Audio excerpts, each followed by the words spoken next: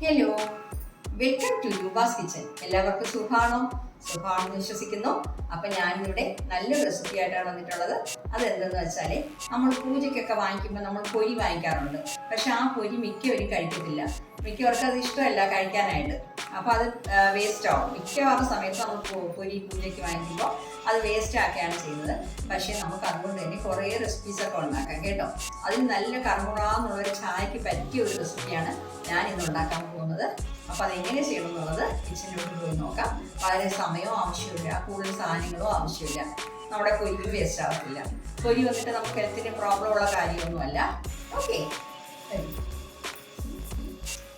അപ്പം നമ്മൾ ആ പൊരി കൊണ്ടുള്ള സ്നാക്സാണ് ഉണ്ടാക്കാൻ പോകുന്നത്. ഞാനതിന് 1 കപ്പ് പൊരി എടുത്തിട്ടുണ്ട്.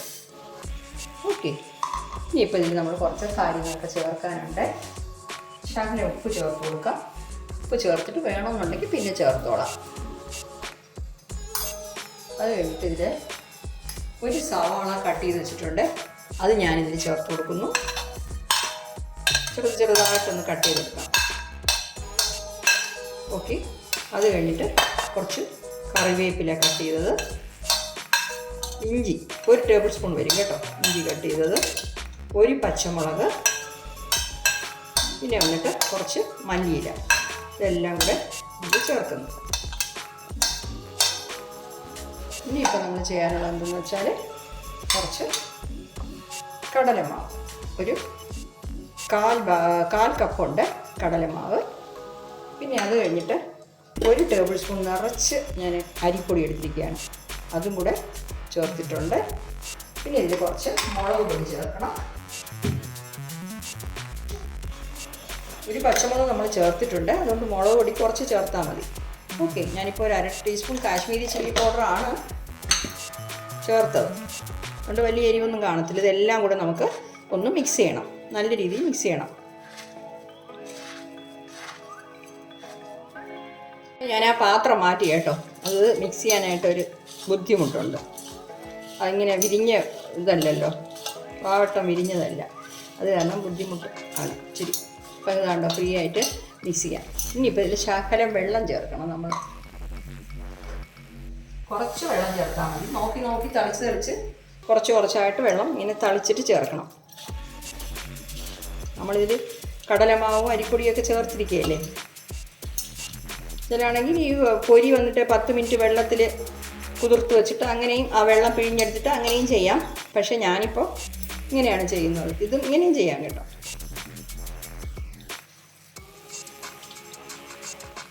നല്ല രീതിയിലൊന്ന് മിക്സ് ചെയ്യാം. ശകലം വെള്ളം കാണിച്ചാൽ മതി, കാരണം നമ്മുടെ സവാളയിൽ നിന്ന് വെള്ളം ഊറി വരും.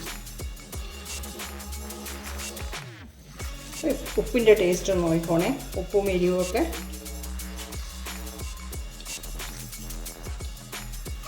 അപ്പോൾ ഞാനിതുപോലെ നല്ല ഒന്ന് മിക്സ് ചെയ്യാം. അപ്പോൾ കൈ കൊണ്ട് നല്ല രീതിയിൽ തന്നെ കുഴച്ചോണം കേട്ടോ. ഇത്രയും നമ്മൾ 1 കപ്പ് പൊരിയൊക്കെ എടുക്കുമ്പോൾ നമുക്ക് ഉണ്ടാവും, ഇത്ര ഉണ്ടാവും. ഒരു ഫാമിലിക്ക് വൈകുന്നേരം ചായ കുടിക്കൊക്കെ മതി. നമ്മൾ കയ്യിൽ ഇങ്ങനെ എടുക്കുമ്പോൾ അത് ഉരുട്ടാൻ പറ്റണം, എങ്കിലാണ് ആ എല്ലാ മാവും നമ്മുടെ പൊരിയും സവാള എല്ലാം ചേർന്ന് നടത്താം. അപ്പോൾ ഉരുട്ടാൻ പറ്റുന്നല്ലോ. ഓക്കെ, അപ്പോൾ നമുക്കിങ്ങനെ ഉരുട്ടിയിട്ടും ഉണ്ടാക്കാം, വട പോലെ. ഇല്ലെങ്കിൽ ഇങ്ങനെ തട്ടിയിട്ടിട്ട് അങ്ങനെയും ഉണ്ടാക്കാം. ഇല്ലാന്നുണ്ടെങ്കിൽ പക്കാവട പോലെ ഇങ്ങനെ പിച്ച് ഇങ്ങനെ വെള്ളത്തിൽ എണ്ണയിലിട്ടിട്ട് അങ്ങനെയും ചെയ്യാം കേട്ടോ. ഞാൻ ഓയിലൊന്ന് ചൂടാക്കാൻ വെച്ചിട്ടുണ്ട്. സാൾട്ട് നോക്കി കറക്റ്റാണ്, എരിവ് നോർമലാണ്. ഓയിൽ ചൂടായിട്ടുണ്ടോ എന്ന് ഞാൻ ചെക്ക് ചെയ്തതാണേ. ചൂടായിട്ടുണ്ട്. നമുക്ക് കുറച്ചായിട്ട് ഇട്ട് കൊടുക്കാം. ഞാനിപ്പോൾ ഷേപ്പൊന്നും നോക്കുന്നില്ല, നമ്മൾ പക്കാവട ഉണ്ടാക്കുന്ന പോലെ ഉണ്ടാക്കാം.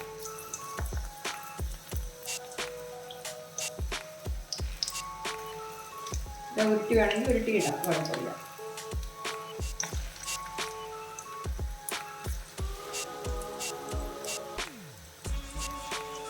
മീഡിയം ഫ്ലെയിമിൽ വെച്ചിട്ട് ചെയ്യണം കേട്ടോ.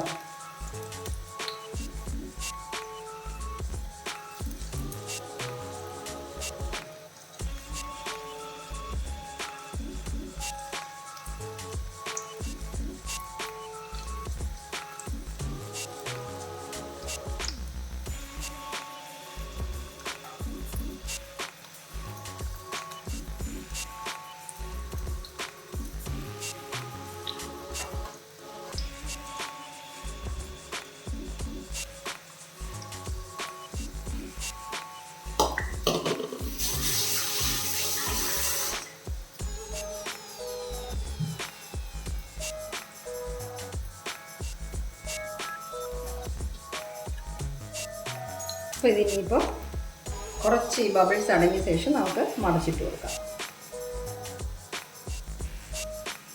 ഉടനെ തന്നെ തിരിച്ചിടുകയാണെങ്കിൽ പൊടിഞ്ഞു പോകും. അതാണ്.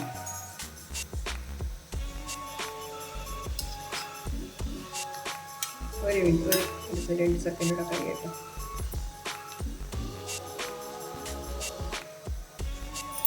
ഏകദേശം ബബിൾസ് അടങ്ങിയിട്ടുണ്ട്. നമുക്കൊന്ന് മറിച്ചിട്ട് കൊടുക്കാം.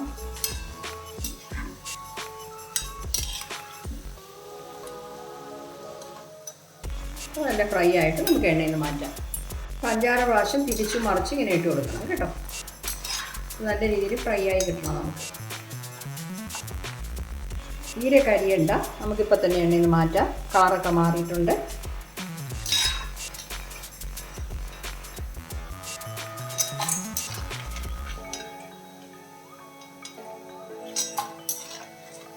അടുത്ത ബാച്ച് ഞാൻ ഇതുപോലെ തന്നെ ഇട്ടെടുത്തോളാം.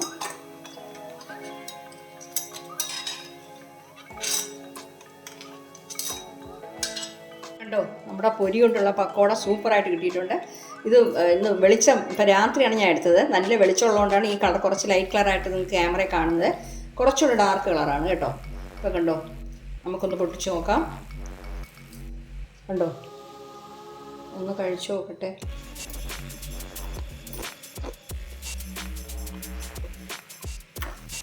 നല്ല ടേസ്റ്റ് ഉണ്ട് കേട്ടോ.